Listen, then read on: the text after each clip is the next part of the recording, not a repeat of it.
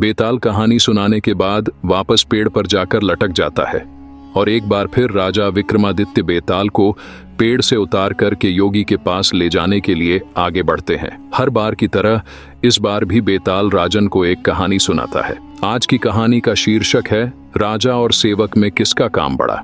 एक समय की बात है, मिथिलावती नाम का एक नगर था जहां गुणधिप राजा का शासन था। राजा से मिलने के लिए रोजाना दूर दूर से लोग आया करते थे।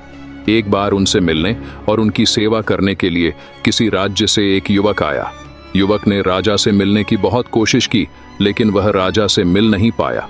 अपने साथ युवक जो भी सामान लाया था वह सब खत्म हो गया था। एक दिन की बात है, जब राजा शिकार के लिए जंगल जाते हैं। युवक भी उनके पीछे पीछे चला जाता है। जंगल इतना घना था कि राजा से उनके नौकर बिछड़ जाते हैं।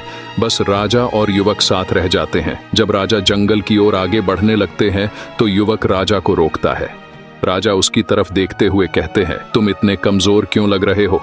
युवक जवाब देता है, राजन, यह मेरा कर्म दोष है। मैं कई राजाओं के पास रहा हूँ जो हजारों लोगों को पालता है, लेकिन उनकी नजर कभी मुझ पर नहीं पड़ी। अपनी बात आगे बढ़ाते हुए युवक बोलता है, राजन, 6 बातें इंसान को कमजोर बनाते हैं।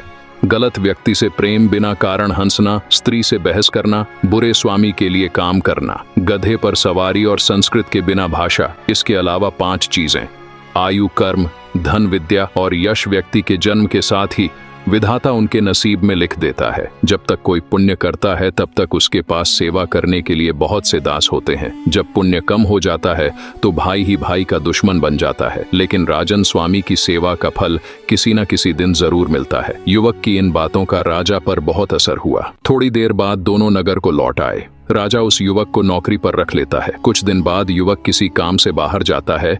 उसे रास्ते में एक मंदिर दिखाई देता है। वह अंदर जाता है और वहां स्थापित देवी की पूजा करता है और बाहर आता है तो वहां उसे एक सुंदर स्त्री दिखाई देती है। युवक उस स्त्री पर मोहित हो जाता है। वह स्त्री युवक से कहती है, तुम इस कुंड के पानी से स्नान करो, फिर तुम जो कहोगे वह मैं करूंगी। स्त्री की बातें सुनकर युवक गोता लगाता है। गोता लगाते ही वह अपने नगर पहुंच जाते हैं। युवक राजा को पूरी बात बताता है। फिर राजा कहता है, मुझे भी वहां ले चलो, मैं भी ये चमत्कार देखना चाहता हूँ। फिर दोनों घोड़े पर बैठकर मंदिर की ओर जाते हैं। मंदिर पहुंचकर वह दोनों दर्शन करते हैं और जब बाहर निकलते हैं तो उन्हें वहां पर एक स्त्री मिलती है जो राजा पर मोहित हो जाती है और कहती है, आप जो कहोगे मैं वही करूंगी। ये सुनकर राजा कहता है, तुम इस सेवक से शादी कर लो। राजा की बात सुनकर स्त्री कहती है, मुझे तो आप पसंद हो। फिर राजा उस स्त्री से कहता है, सज्जन इंसान से जो कहता है उस बात की निभाता भी है, इसलिए तुम्हें अपनी बात का पालन करना चाहिए। फिर उस स्त्री और युवक का विवाह हो जाता है। इस कहानी को सुनने के बाद बेताल बोलता है, अब बताओ कि राजा और सेवक में किसका काम बढ़ा हुआ? राजा विक्रमादित्य ने कहा,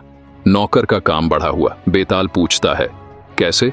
राजा विक्रमादित्य कहते हैं, उपकार करना एक राजा का धर्म होता है, लेकिन जिसका धर्म नहीं था उसने उपकार किया है तो युवक का काम बढ़ा हुआ। राजा का जवाब सुनकर बेताल बेहद खुश हुआ और बोला, राजन, तूने मुंह खोल दिया, अब मैं चला। सीख,